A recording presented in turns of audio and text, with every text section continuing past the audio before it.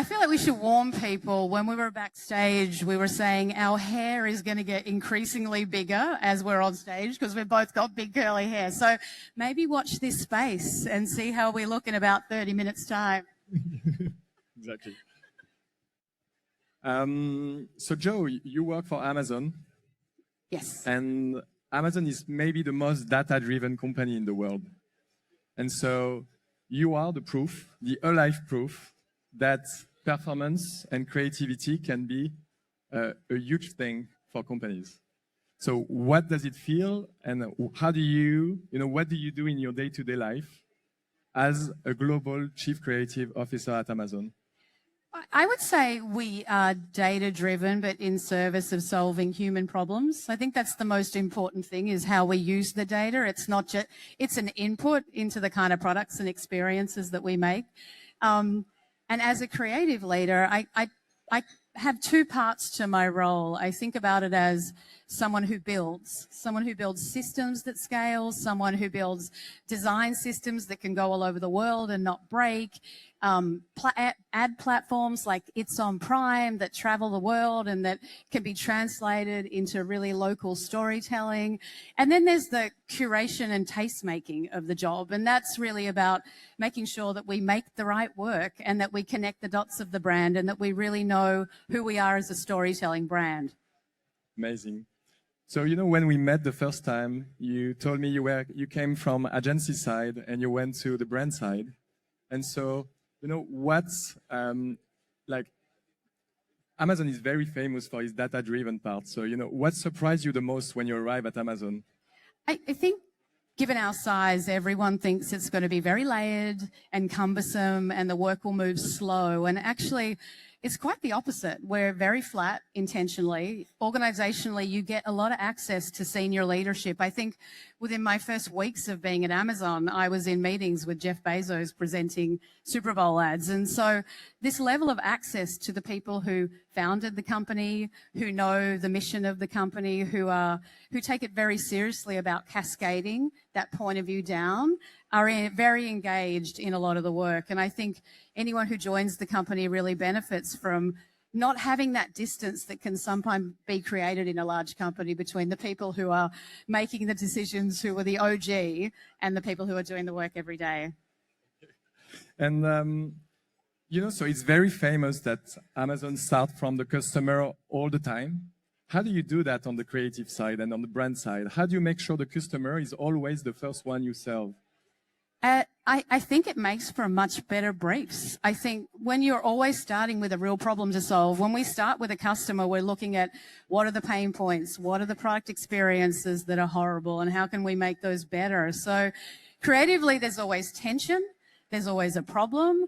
There's always that nugget in the brief that's going to take you to much better work. And as you walk and look around the work over the next few days, which I hope you're all doing, you'll see that every single case study in its own way works back from a customer problem. And it's just very institutionalized so that we're not making problems up and we really inspect that this is a legitimate problem to solve and to put resources behind. And I guess because you take care of the customer so well, you must have so much data to back your decisions, When do you feel that data could be like a barrier or an opportunity to make amazing stuff in your work? I don't think data is ever the enemy. I'm definitely one of those people who wants to know more. The more I ingest, the more I take in, the more I know, the better the work is going to be. And I recently read, and my team will be surprised I'm using a sports analogy, but I'm going to say something about sports, which is a basketball player recently said that about data, that data is like a lamppost. So when you're drunk, so a drunk man can use a lamppost to support themselves, but it's not going to get him home. And I think we use it to support what we do, but it's not going to get us all the way there. There's smart people making judgment calls, there's debates, there's all of the things that are part of the journey, but it's an input and it helps us support the reasons why we make certain decisions. And tell us something. Is there a time where you had data saying that you should not do something, but you still did it? You still did it. You went against the data. I would never go against the data. I would just use it as an input. And sometimes it's a starting point. So it'll just be that kickoff and there's something in it that takes us somewhere really interesting. A good example of this, and the light post example, is a few years ago we made a story about some grannies who were recreating their youth and sledding for our holiday campaign. And what the data told us was, in a moment of chaos and everyone was feeling unsettled and we were post-COVID, people were just craving these traditions that were familiar and predictable as the world became increasingly unpredictable. And so the data gave us that story beat, that nugget as a starting point where we went, okay, people want something familiar, they want to recreate these traditions. And then one of the creative teams came up with a story about 3 elderly women who recreate the tradition of sledding in their childhood. And it really struck a nerve. It struck a nerve with young customers and Gen Z who really aspired to be that with their friends when they're older and have those kind of communities and relationships. It struck a chord with me because I'd like to think that I could still do that without breaking every bone in my body. And then for older women who had those relationships that spanned decades, it was a real joy and it was reassuring to them. And so it was a use of, it's about using data the right way. Using data for good and not using it to make decisions in the end run is really important. Yeah, that makes a lot of sense. And, you know, when we were discussing that panel, we kind of said, like, I think everyone here feel that we only talk about AI and AI that, AI Yes. case study, AI that. So I want to ask one question about, like, you know, the theme of the festival today is like AI and human utility. And like, how's your feeling about AI at Amazon, but also personally, you know, how do you think we could use, like, we talk about a lot about on creative about AI for, you know, cutting production costs, but maybe we can elevate ourselves, you know, maybe we can do better, we can do more optimistic about it. And so how do you feel about that? I think it's so important. I love it. I mean, I think think about all the ideas that never get made because you didn't have time or budget. We've got way more ideas than we have time or budget to execute. And every time a tool comes along that allows us to make something we would never been able to make because we didn't have time, we just didn't have production to go on, a production budget to go on a shoot.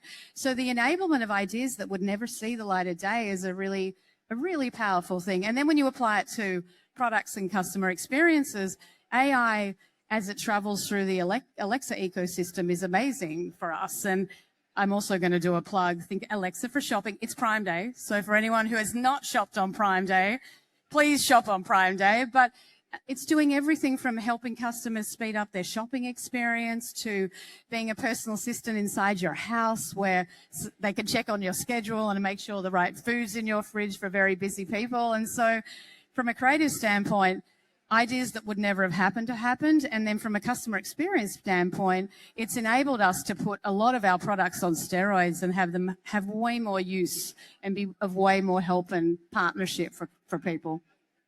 I think it opens, you know, all that change in our industry opens a lot of questions for like young creatives that, you know, that join our industry right now. Like, I think you're such an inspiration for them, and you should be at least. Like, what would you like to tell them? You know, like what is the future of our industry, and what should they learn today to grow in that industry? You might not expect this answer. Early in my career, I was very fortunate to work for Susan Cradle. And one of the first things she asked me was what the stock price of my clients was. And I didn't know what the stock price of all of my clients was. And the next question was, how do they make money? And I'm like, I don't know how they make money. And so for me, it was like a light bulb moment that I really had to very quickly understand the business of my client's business in order to write advertising for their business. And so, this may already be happening because it's been a long time since I was in school, but the idea that we should have business as a subject within curriculum, within school, I think is really powerful for 2 reasons. How many creatives are starting their own businesses and actually need to understand how to run that business profitably? That's an empowering thing to know. Not only do I have the creative ability to run my own agency, but I actually have the back-end understanding of what it means to start a business, which is really hard. And then when you're talking to your clients, you should always start with understanding how they make money and how their business works, because it's going to make you a much better creative. It's going to make you a much better strategist. It's beyond just your customer insights and the people that you're making advertising for. It's really understanding who you're talking to in the room. Yeah. So maybe can I ask you, what's your biggest challenge this year? Like, what do you want to achieve at Amazon this year?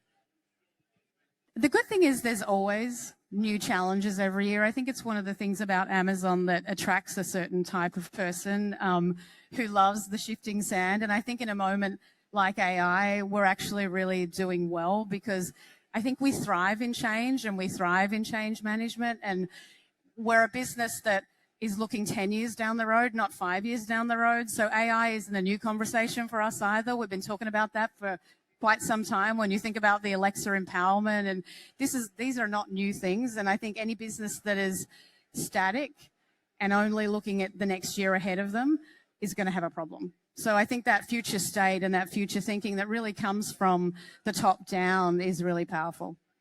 Amazing. Maybe like you can try to finish my sentence.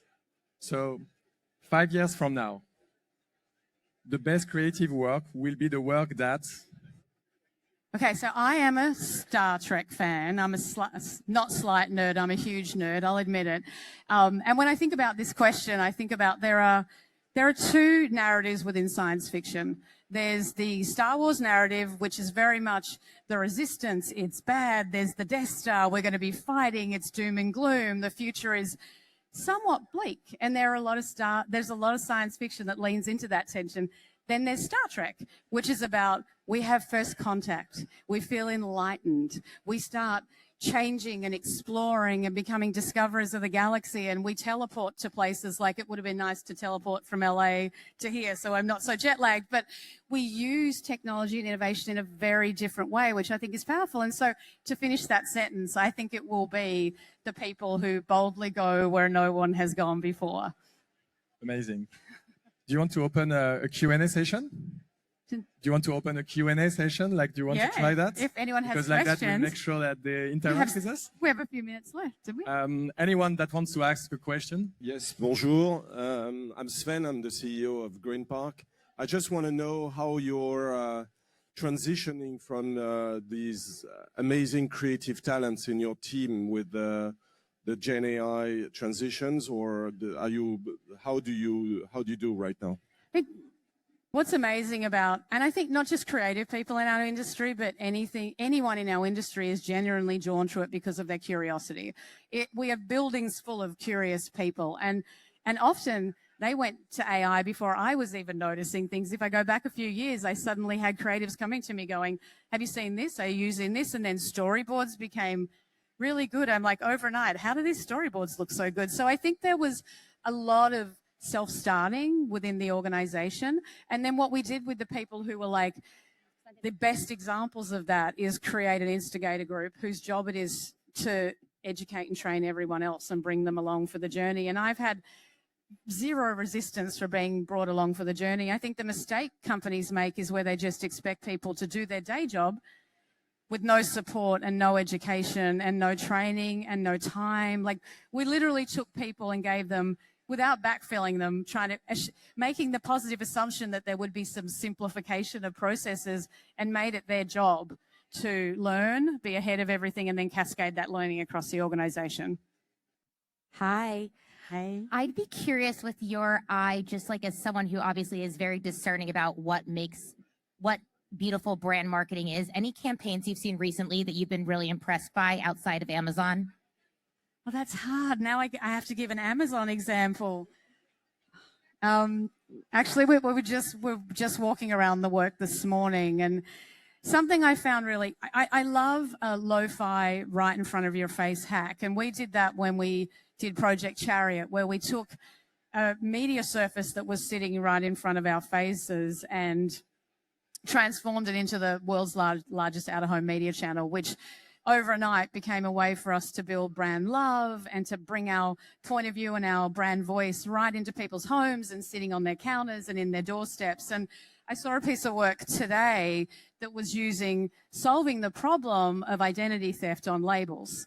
And so what they did was they put a scratch bar that you could actually win something with, but when you scratched it, it actually scratched off your address from the label, so that when you put your box into the bin, I could say bin or trash, depending on which passport I want to use, but when you put your box into the bin, no one knew your identity. So they started with a real problem. They found such a simple way to solve it. And I do love when someone can just find the most simple, obvious, why haven't we done that before idea. And I think that was the epiphany we had with boxes and vans and our owned and operated channels as well. Amazing. We can take one last question if someone wants. Hi, Joe. My question is, with everything that's happening at Cannes this week, what do you think is missing from the conversation around creativity? Oh, that's a really good question. I'm going to be honest. I feel like there's been a lot of repetition in panels. I think we need to be more comfortable being a bit more provocative on these stages, because you come here to learn. And I can't hear the word authentic one more time. I'm just going to be honest with you. I feel like there's some narratives that I don't know why it's happening, but we're seeing a lot of repeat narratives on stages of like how we're using AI through the funnel and how we're being authentic and how we're showing up for Gen Z. And I would encourage Khan and brands and people to just get people on the stage who are not just going to be provocative for provocative sakes, but are going to bring a little bit of a different perspective to it, and maybe give companies giving their own people a little bit more freedom to speak. Because I feel like there's a lot of contained, controlled conversations, and you don't come here for that. You come here for us to say not outrageous things. And I'm Australian. I've not sworn once on stage today, which is an absolute Hanukkah miracle. But you do want people to come here and tell you something that you can walk away with that you didn't know before you came. So, and it's not a cheap investment for companies. So I would encourage more provocation, more debate, more uncomfortable conversations. Amazing. Thank you so much, Joe. It was amazing to have you and Thank very you. inspiring.